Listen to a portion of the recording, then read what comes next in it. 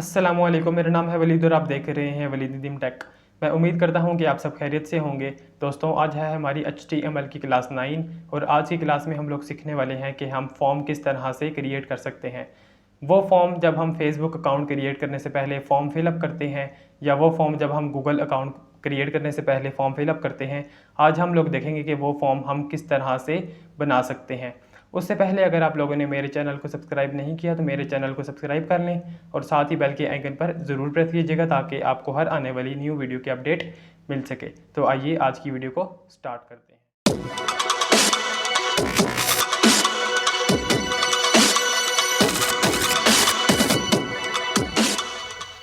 तो यहाँ पर मैंने नोटपैड को ओपन कर लिया है और अब हम बात करने वाले हैं कि हम साइन अप फॉर्म किस तरह से बना सकते हैं। तो मैं सबसे पहला टैग यूज करूंगा HTML का। HTML के टैग के बाद मैं यहाँ पर बॉडी का टैग यूज करूंगा और बॉडी के टैग के बाद मैं यहाँ पर बॉडी के टैग को क्लोज कर दूंगा और बॉडी की क्लोजिंग टैग के बाद मैं यहाँ पर सबसे लास्ट पे HTML के टैग को क्लोज कर दूंगा। तो दोस्तों, आज हम लोग बनाने वाले हैं एक साइन अप फॉर्म। तो जरूरी है कि इसके लिए हम फॉर्म टैग का यूज करें। तो यहाँ पर मैं बॉडी के टैग के बाद फॉर्म टैग का यूज करूंगा और फॉर्म टैग के बाद मैं यहाँ पर बॉडी के क्लोजिंग टैग से पहले फॉर्म टैग को क्लोज कर दूंगा। तो यहाँ पर मैंने फॉर्म टैग को क्लोज कर दिया।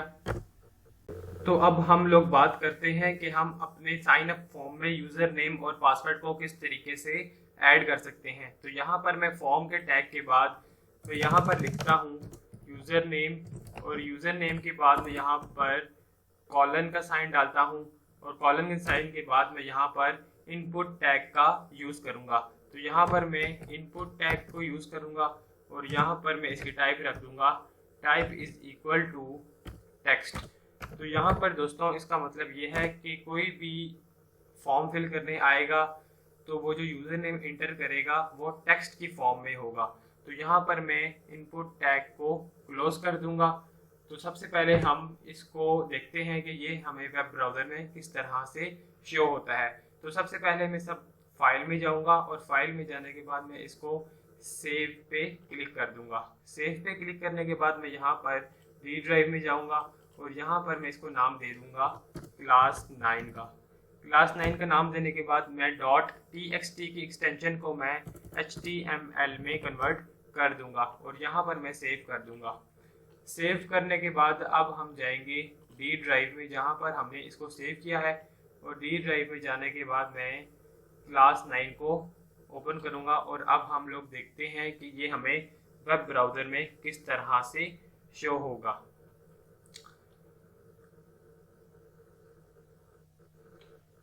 तो दोस्तों, यहाँ पर आप लोग देख सकते हैं कि ये हमारे पास एक यूज़र नेम क्रिएट हो चुका है जहाँ पर मैं कोई भी नाम लिखता हूँ। फॉर एग्जांपल मैं यहाँ पर लिखता हूँ असलम, तो ये मुझे टेक्स्ट की फॉर्म में शो हो रहा है।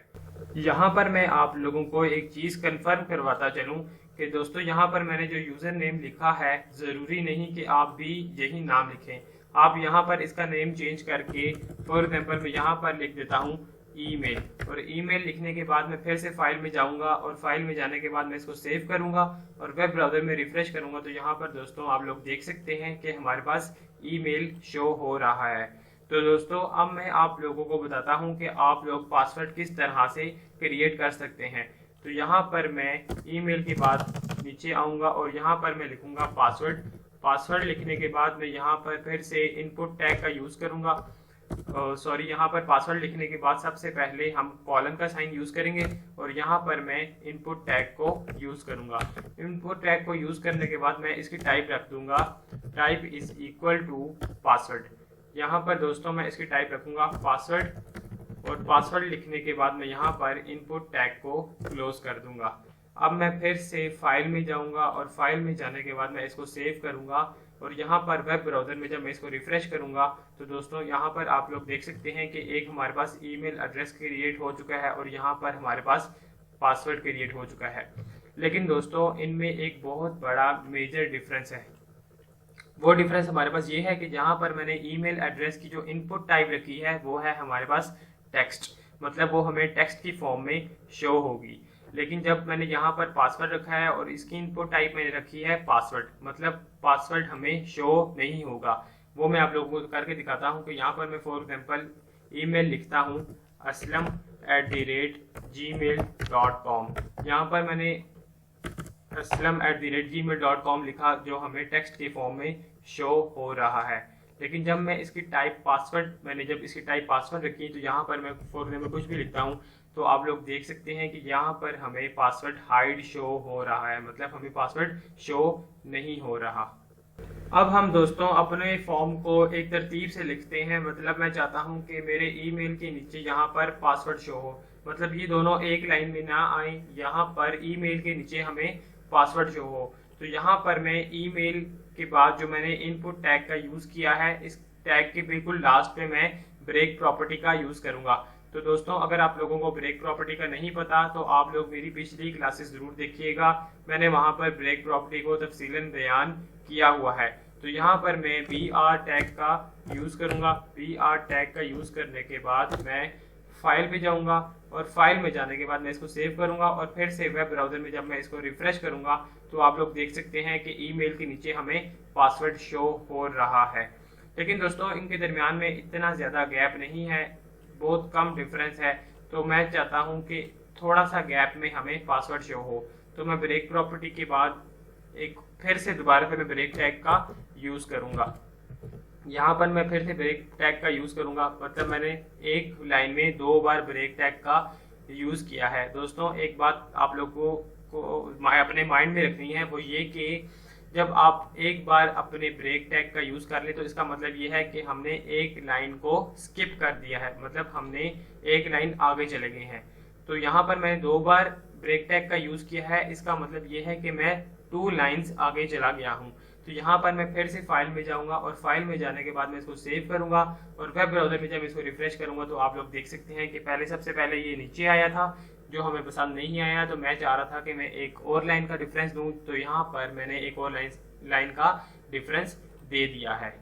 और अब मैं आप लोगों को बताता हूँ कि आप लोग अपने फॉर्म में रेडियो बटन किस तरह से ऐड कर सकते हैं। दोस्तों यहाँ पर मेरा रेडियो बटन से मुराद ये है कि जब कोई भी मेल या फीमेल आपके पास साइन अप फॉर्म फिल करने के लिए आए तो वो अपने अपने जेंडर को सिलेक्ट कर ले। मतलब अगर मेल फॉर्म फिल करने आया है तो वहां पर वो मेल को चेक कर दे, और जब कोई फीमेल फॉर्म फिल कर रही है तो वहां पर वो फीमेल को चेक कर दे। तो ये हम किस तरीके से कर सकते हैं, तो आइए देखते हैं। यहाँ पर मैं पासवर्ड के बाद तो यहाँ पर लिख देता हूँ जेंडर, और जेंडर लिखने के बाद यहाँ पर मैं कॉलन का यूज करूंगा। कॉलन का यूज करने के बाद मैं फिर से इनपुट प्रॉपर्टी का यूज करूंगा। इनपुट प्रॉपर्टी का यूज करने के बाद मैं यहाँ पर इसकी टाइप लिख देता हूँ, type is equal to radio. यहाँ पर मैंने इसकी टाइप रखी रेडियो और मैं इसको नेम दे देता हूँ। यहाँ पर दोस्तों नेम आप लोग कोई भी दे सकते हैं, इस नेम का फायदा मैं आप लोगों को बाद में बताता हूँ, लेकिन अभी हम इसको नेम दे देते हैं।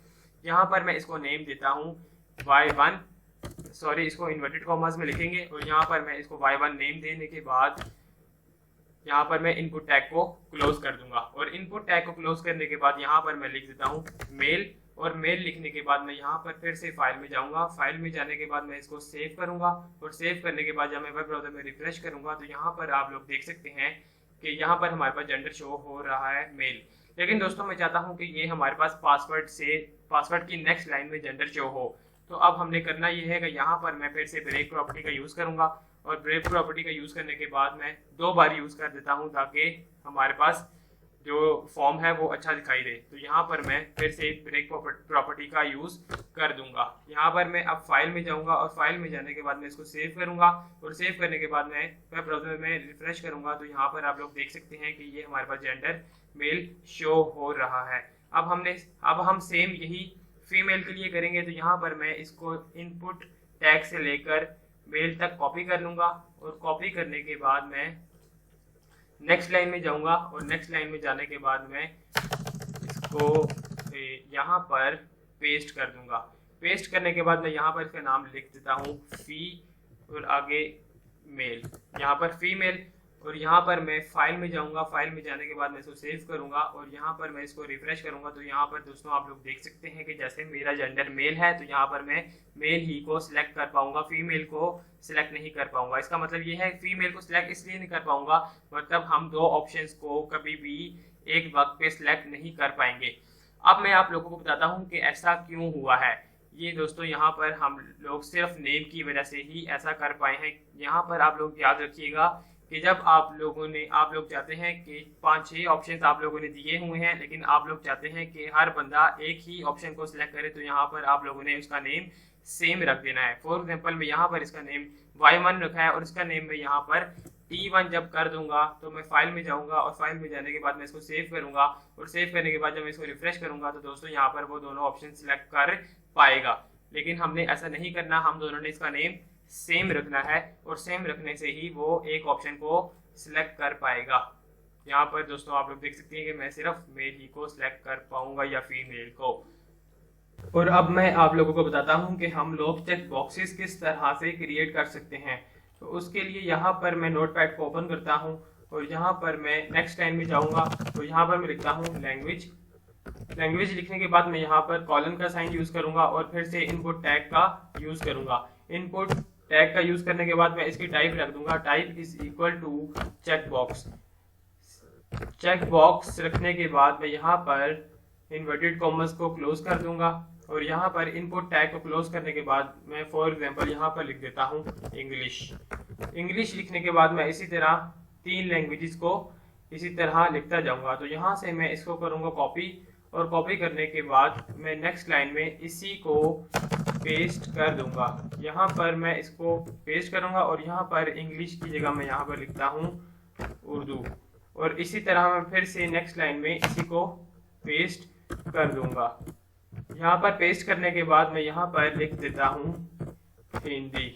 हिंदी लिखने के बाद मैं फिर से ऊपर फाइल में जाऊंगा और फाइल में जाने के बाद मैं इसको सेव करूंगा और सेव करने के बाद मैं जब वेब ब्राउजर पे इसको रिफ्रेश करूंगा तो यहाँ पर दोस्तों आप लोग देख सकते हैं कि हमारे पास एक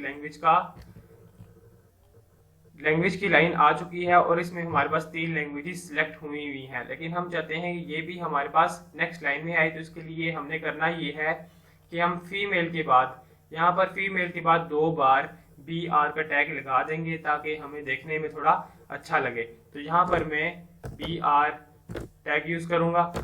BR टैग यूज करने के बाद मैं फिर से फाइल में जाऊंगा और फाइल में जाने के बाद मैं इसको सेव करूंगा और वेब ब्राउजर में जब हम इसको रिफ्रेश करेंगे तो यहाँ पर ये हमारे पास नेक्स्ट लाइन में आ जाएगा। और यहाँ पर आप लोग देख भी सकते हैं कि हमारे पास चेक बॉक्सेस क्रिएट हो चुके हैं। यहाँ पर मैं जिसको चाहूँ सिलेक्ट कर सकता हूँ और मैं अपनी लैंग्वेज, जहाँ से हमारे पास जो भी यूजर आएगा वो अपनी लैंग्वेज को चेक कर पाएगा। और अब दोस्तों मैं आप लोगों को बताता हूँ कि आप लोग किस तरह से अनलिमिटेड स्पेस दे सकते हैं। अनलिमिटेड स्पेस से मुराद मेरी ये है कि जब कोई यूजर अपना लॉन्ग एड्रेस एंटर करना चाहे तो उसको उसके लिए स्पेस मिलती रहे। तो यहाँ पर वो हम कैसे कर सकते हैं, नेक्स्ट लाइन में हम जाएंगे और नेक्स्ट लाइन में जाने के बाद मैं यहाँ पर फॉर एग्जांपल लिखता हूँ एड्रेस।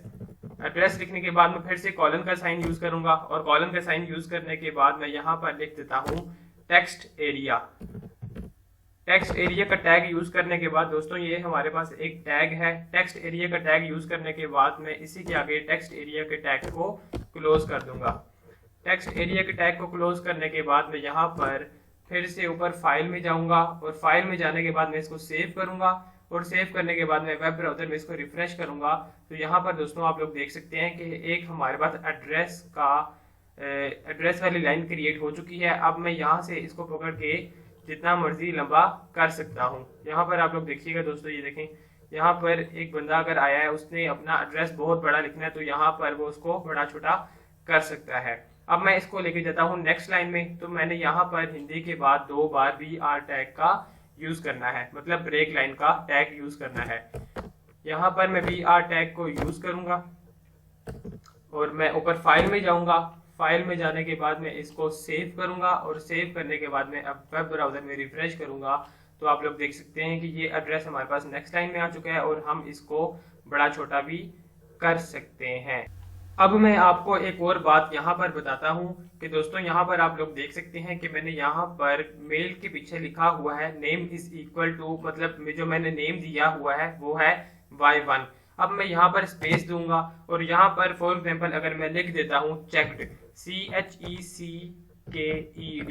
यहाँ पर दोस्तों अगर मैं चेक्ड लिख देता हूँ और चेक्ड लिखने के बाद मैं फाइल में जाऊंगा और फाइल में जाने के बाद मैं इसको सेव करूंगा और जब मैं इसको वेब ब्राउजर पे रिफ्रेश करूंगा तो आप लोग देख सकते हैं कि दोस्तों हमने यहाँ पर जेंडर को सिलेक्ट नहीं किया, लेकिन यहाँ पर मेल हमारे पास ऑटोमेटिकली सिलेक्ट हुआ आया है। यहाँ पे अगर मैं फीमेल को सिलेक्ट करूं, लेकिन यहाँ पर हमारे पास मेल जो है वो ऑटोमेटिकली सिलेक्ट रहेगा। तो हमने ऐसा नहीं करना, हमने इसको ऑप्शनल ही छोड़ना है ताकि कोई भी यूजर अगर आए तो वो अपनी मर्जी से अपना ऑप्शन सिलेक्ट कर सके।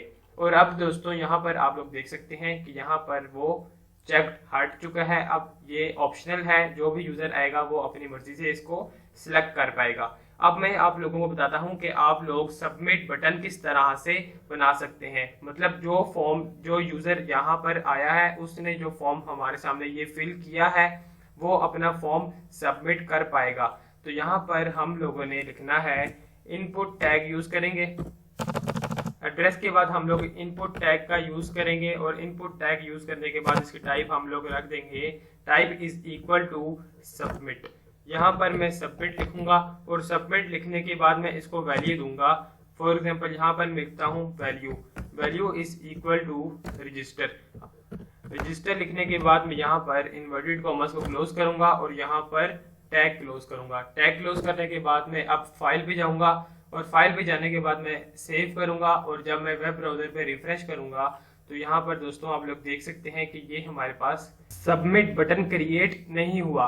इसकी वजह ये है दोस्तों, यहाँ पर मैंने सबमिट के पीछे इन्वर्टेड कॉमर्स का यूज किया है, लेकिन यहाँ पर मैंने इन्वर्टेड कॉमर्स को क्लोज नहीं किया। तो यहाँ पर मैं इन्वर्टेड कॉमर्स को क्लोज करूंगा और फिर से फाइल में जाऊंगा। फाइल में जाने के बाद मैं इसको सेव करूंगा और वेब ब्राउजर पे जाकर जब मैं इसको रिफ्रेश करूंगा तो यहाँ पर दोस्तों हमारे पास सब रजिस्टर का बटन। मतलब दोस्तों यहाँ पर मैं आप लोगों को एक चीज बताता हूँ कि यहाँ पर आप लोग देखिएगा, यहाँ पर दोस्तों आप लोग देख सकते हैं कि मैंने सबमिट का बटन क्रिएट किया है, लेकिन मैंने उसको वैल्यू दी है रजिस्टर। मतलब बना हमारे पास सबमिट का बटन ही है, लेकिन यहाँ पर हमारे पास रजिस्टर लिखा आएगा। तो यहाँ पर दोस्तों आप लोग रजिस्टर की जगह कुछ और भी लिख सकते हैं। जैसे फॉर एग्जांपल मैं इसको वैल्यू दे सकता हूँ साइन अप। यहाँ पर मैं साइन अप का मतलब साइन अप की वैल्यू दूंगा। सबमिट का बटन है और उसमें हमारे पास साइन अप लिखा आएगा। अब मैं फाइल में जाऊंगा, फाइल में जाने के बाद मैं इसको सेव करूंगा और वेब ब्राउजर में जब इसको रिफ्रेश करूंगा तो आप लोग देख सकते हैं कि ये हमारे पास साइन अप में चेंज हो चुका है। अब दोस्तों मैं आप लोगों को बताता हूं कि आप लोग रीसेट बटन किस तरह से क्रिएट कर सकते हैं। तो यहाँ पर मैं फिर से नेक्स्ट लाइन में जाऊंगा और नेक्स्ट लाइन में जाने के बाद मैं यहाँ पर इनपुट टैग का यूज करूंगा। इनपुट टैग का यूज करने के बाद यहाँ पर मैं टाइप इज इक्वल टू, इसकी टाइप लिख देता हूँ रीसेट। यहाँ पर मैं जब इसकी टाइप रीसेट लिखूंगा और यहाँ पर मैं टैग को क्लोज करूंगा। टैग को क्लोज करने के बाद यहाँ पर मैं फाइल पे जाऊंगा और फाइल में जाने के बाद मैं इसको सेव करूंगा और जब हम वेब ब्राउजर पे इसको रिफ्रेश करेंगे तो दोस्तों हमारे पास एक साइन अप बटन और एक रीसेट बटन क्रिएट हो चुका है। हम इसको नेक्स्ट लाइन पे लेके आना चाहते हैं, तो यहाँ पर मैं टेक्स्ट एरिया के बाद 2 बार BR टैग का यूज करूंगा, मतलब ब्रेक लाइन का टैग यूज करूंगा। यहाँ पर मैं जब BR टैग का यूज कर दूंगा और मैं फिर से फाइल पे जाऊंगा। फाइल में जाने के बाद मैं इसको सेव करूंगा और जब हम वेब ब्राउजर पे इसको रिफ्रेश करेंगे तो ये हमारे पास नेक्स्ट लाइन में आ जाएंगे। अब दोस्तों यहाँ पर हमारे पास एक तो है साइन अप बटन और एक है हमारे पास रीसेट बटन। रीसेट बटन हमारे पास क्या काम करेगा, जैसे फॉर एग्जांपल मैं यहाँ पर ईमेल लिखता हूँ ali@gmail.com और यहाँ पर मैं पासवर्ड लिख देता हूँ कुछ भी और यहाँ पर मैं जेंडर को मेल सेलेक्ट कर देता हूँ और लैंग्वेज को मैं उर्दू सेलेक्ट कर देता हूँ। यहाँ पर एड्रेस में कुछ भी लिख सकता हूँ। कुछ भी एड्रेस लिखने के बाद मैं जब रीसेट पे क्लिक करूंगा तो ये हमारा सारा डाटा रिमूव हो जाएगा और जब हम साइन अप पे क्लिक करेंगे तो ये हमारे पास नेक्स्ट पेज की तरफ फॉरवर्ड हो जाएगा। तो ये है हमारे पास दोस्तों पूरा फॉर्म का एक कोड। यहाँ इस कोड को आप देख के अपना साइन अप फॉर्म बना सकते हैं। उम्मीद है कि आज की वीडियो आप लोगों को अच्छी लगी होगी। अगर वीडियो पसंद आई है तो वीडियो को लाइक जरूर कीजिएगा और इसके साथ साथ मेरे चैनल को सब्सक्राइब नहीं किया तो मेरे चैनल को सब्सक्राइब कर लें ताकि मजीद आने वाली ऐसी वीडियोस आप लोगों को मिलती रहें। तो मिलते हैं अब हम नेक्स्ट क्लास में, तब तक के लिए अपना ख्याल रखिएगा। अल्लाह हाफिज।